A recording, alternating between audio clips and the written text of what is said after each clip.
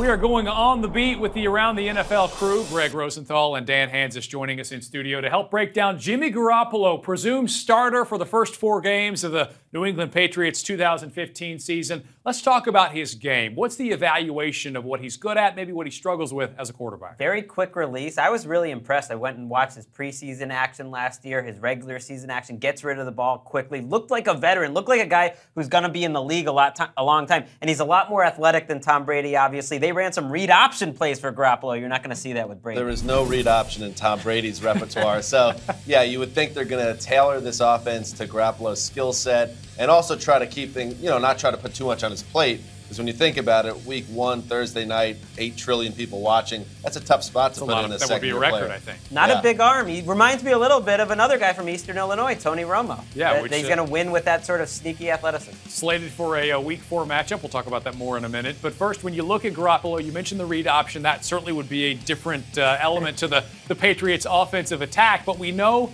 that Tom Brady is capable of running an offense that can show you a ton of different looks under Bill Belichick. What do we expect that offense to look like, though, with Garoppolo under center?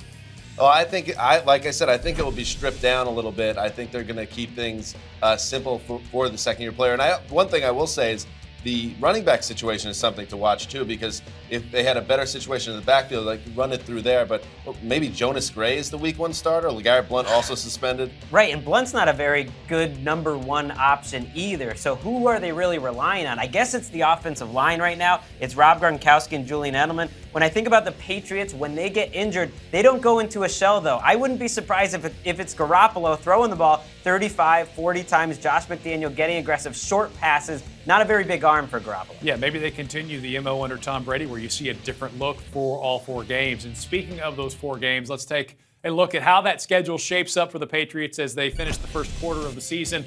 You see the Steelers, the Bills, the Jags, and the Cowboys. There is a bye week in between the Jaguars and the Cowboys. But if you're a Patriots fan, maybe some of the 4 teams you want to see, maybe not some of the 4 teams you want to see. That Cowboys game certainly looms large. Well, I think they're really going to struggle to protect Garoppolo. Even though their defensive rankings weren't that high for those teams, I think the Jaguars have a good pass rush. The Cowboys are going to be better. I think all of those defenses are looking good, especially that Buffalo matchup's going to be tough.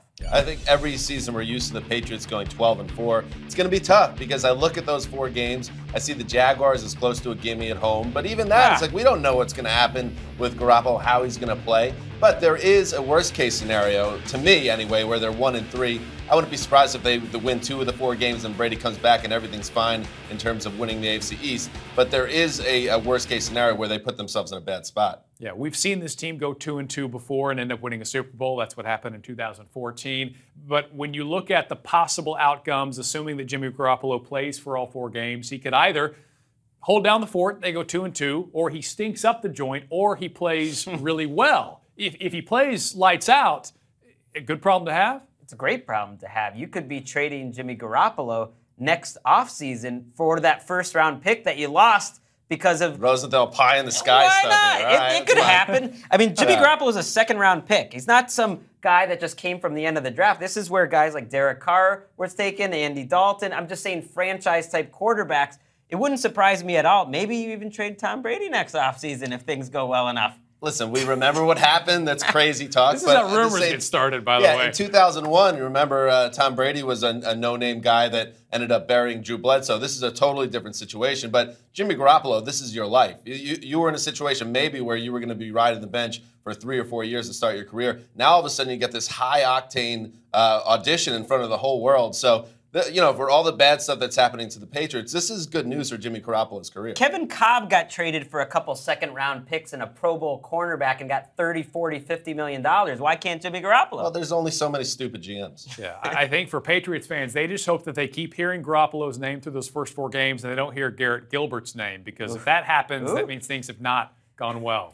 No, that's the draft pick they took in the late rounds a season ago. You would have to think they're going to get a veteran in shortly this offseason to get ready. Maybe a Michael Vick. That one doesn't really make sense.